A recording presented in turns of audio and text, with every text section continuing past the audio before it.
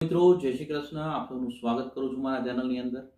Canada તરફથી અત્યારે એક ખરાબ અપડેટ કહી શકું તમારા લોકો માટે કે કેનેડામાંથી એક ખરાબ અપડેટ આવી રહી છે કે જ્યાં આગળ જેની જો આપણે વાત કરીએ તો સીઆરએ એમના વેબિનાર્સ બંધ કર્યા છે અથવા હોલ્ડ પર મૂક્યા છે. પહેલી વસ્તુ એ જાણી લો કે કેનેડિયન રેવન્યુ એજન્સી સીઆરએ શું છે. ત્યારે કેનેડિયન રેવન્યુ એજન્સીસની વાત કરીએ કે એમણે એમના વેબિનાર તો હોલ્ડ પર મૂક્યા છે અથવા સ્ટોપ કર્યા છે. આ એક એવી એજન્સી છે જે કેનેડાના એક એવા ટેક્સને રિગાર્ડિંગ વેબિનાર્સ જે કહેવાય એ પ્રોવાઈડ કરતું હતું કે જ્યાં આગળ તમને ઘણો બધો બેનિફિટ મળે. પછી ભલે સ્ટડી વિઝાવાળા પર હોય, વર્ક પરમિટવાળા હોય કે પછી પીઆર લેવાનો પ્લાન કરતા હોય અથવા જે લોકોની પાસે પીઆર હોય અથવા સિટીઝન્સ હોય, આ લોકોને એક ફ્રી વેબિનાર પ્રોવાઈડ કરતું હતું કે જ્યાં આગળ તમને ઇન્ફોર્મેશન પ્રોવાઈડ કરતી હતી કે ભાઈ તમારે ટેક્સ કઈ રીતે ફાઇલ કરવો કેનેડામાં કે જેથી કરીને તમને કેનેડાની અંદર પીઆર લેવું હોય, વર્ક પરમિટ લેવામાં બેનિફિટ્સ મળી શકે. બીજી વસ્તુ કે તમારી સાથે ટેક્સના નામે કોઈ ફ્રોડ ના થઈ શકે આના માટે, પ્લસ તમને કેટલી ટેક્સ બેનિફિટ્સ મળે, આવા બધા મુદ્દાઓ ઉપર એ કન્ટિન્યુઅસલી વેબિનાર કરતા હતા જે ફ્રી ઓફ કોસ્ટ હતા, જે વિદ્યાર્થીઓને હેલ્પ થઈ શકે એ પર્પઝથી કરવામાં આવતા હતા. આ વસ્તુને એમણે સ્ટોપ કરી છે.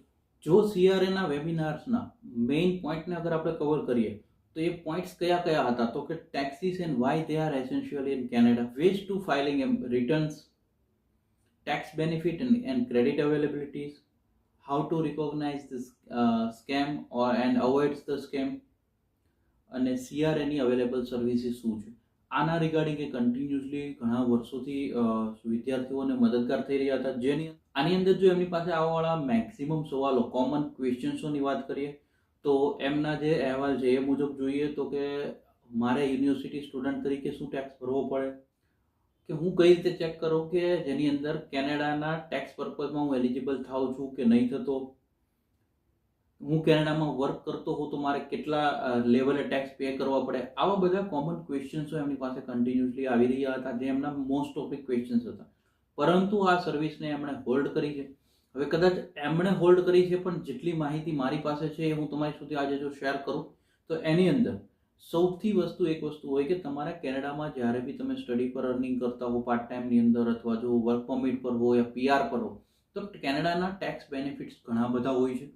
જેની અંદર અગર કદાચ મેઇન વાત કરીએ તો જો ટેક્સ ક્રેડિટ જે છે એના જો હું તમને ટોપિક કહું તો તમને ઘણા બધા ટોપિક્સની અંદર બેનિફિટ્સ થતો હોય છે. જ્યાં આગળ તમને કહું Canada child benefits, Canada GST HST credit તમને મળી શકે છે, ડિસેબિલિટી ટેક્સ ક્રેડિટ તમને મળતી હોય છે, ચાઇલ્ડ ડિસેબિલિટી ટેક્સ ક્રેડિટ તમને મળતી હોય છે, કેનેડા કાર્બન રિબેટ મળતી હોય છે, તમને કેનેડા ટ્યુશન ટેક્સના બેનિફિટ્સ મળતા હોય છે. આ રીતના બધા બેનિફિટ જે છે કેનેડામાં તમે જો ટેક્સ ફાઇલિંગ કરતા હો છો, પછી ભલે તમે સ્ટડી પર હો, તમે વર્ક પરમિટ પર હો યા તો તમે પીઆર તરીકે ફાઇલિંગ કરતા હો, પણ આના બધા તમને બેનિફિટ્સ કેનેડાના ટેક્સના મળતા હોય છે. જેની અંદર અત્યારે અપડેટ જે આવી છે એના કન્ક્લુઝનની જો વાત કરીએ તો સીઆરએ જે છે એમણે અત્યારે હોલ્ડ કર્યા છે વેબિનાર. જ્યારે બી ઓપન થશે ટ્રાય કરીશું કે તમારી સુધી અમે લોકો માહિતી પહોંચતી કરી.